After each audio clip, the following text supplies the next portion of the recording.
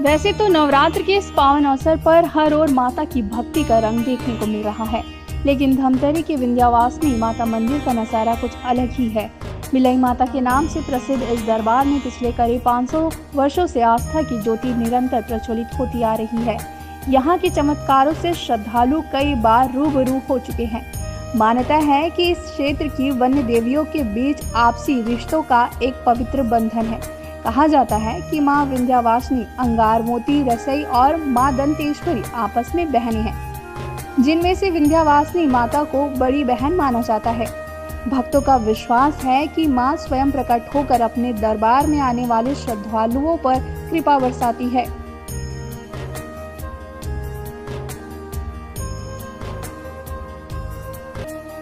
आदि जमाने से ही माता दुर्गा, अंगार मोती, रिसाई माँ, दंतेश्वरी माता के रूप में इलाके की रक्षा करते आ रही है। धमतरी के रामबाग में मौजूद ये उसी माता का दरबार है जो आदि जमाने में गंगरेल की बिहड़ वादियों में वास करती थी। माँ विंध्यवासिनी की यह मूर्ति करीब 500 सालों से पाषाण रूप में स्वयं प्रकट होकर यहाँ भक्तों की मनोकामना को पूर्ण करते आ रही है। इतिहास के बारे में मान्यता है कि जब कांकेर के राजा नरहरदेव शिकार के लिए जा रहे थे, उस वक्त उन्हें घनघोर जंगल में माता के दर्शन हुए और स्वप्न के बाद उन्होंने माँ विंध्यवासिनी रूप में आराधना की। तब से लेकर आज तक इस शक्ति स्थल में भक्ति की धारा अनवरत बह रही है। इस देवालयों में दोनों नवरात्र पर्व में जोत जलाने की परंपरा है जो सदियों से चली आ रही है। इस चैत्र नवरात्र में करीब 2000 मनोकामना जोत प्रज्वलित होने की बात कही जा रही है। बिलई माता के दरबार में देश विदेश से मनोकामना जोत प्रज्वलित हो रही है।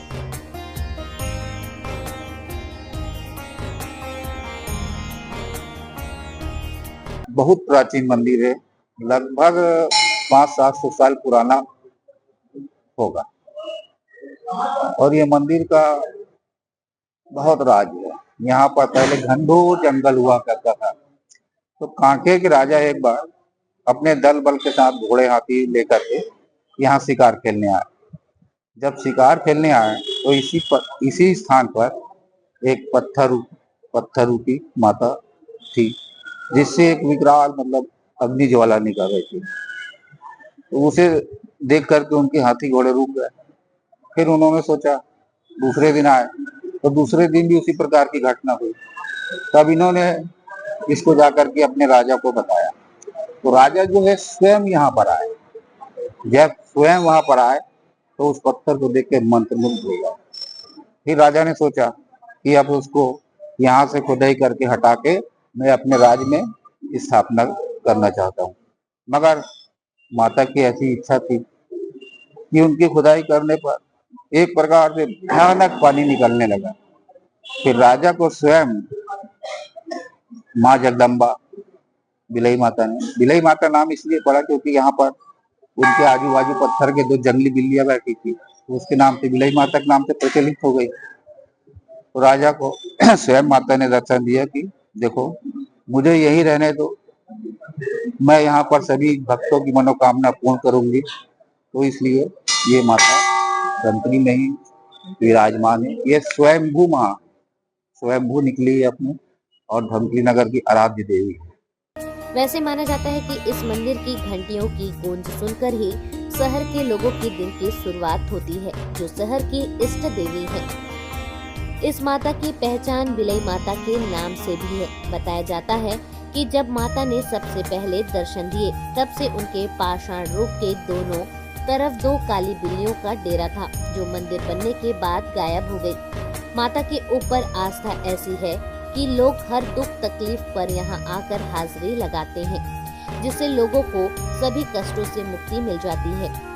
माता की शक्ति का प्रभाव धर्म की इस नगरी के मानव धड़कन में समा गया है।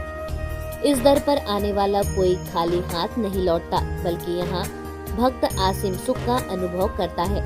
लोग मानते हैं कि माता के इस दरबार की छत्र छाया हर वर्ग और समुदाय पर बराबर है।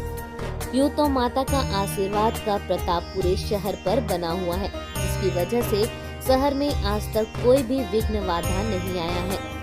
वहीं लोग शुभ कार्य शुरू करने से पहले माता के दरबार में माथा टेकने जरूर आते हैं। यहाँ सदियों से आपसी भाईचारा कायम है।